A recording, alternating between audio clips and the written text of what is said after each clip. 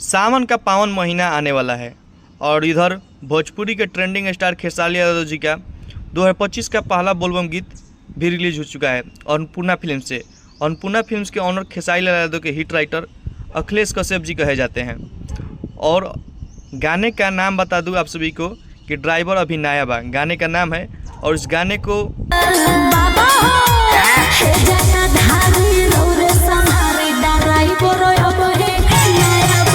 इस गाने का वीडियो क्वालिटी की बात करें तो आप सभी देख सकते हैं खेसारी लाल यादव जी के हाथों में चिलम लेकर खींच रहे हैं बाबा की बूटी। आप सभी रियल मत समझिएगा, गाने में दिखाया गया है। और इनके साथ न्यू एक्ट्रेस सुनीता सिंह जी काम कर रहे हैं, बहुत ही अच्छी अदाकारा हैं।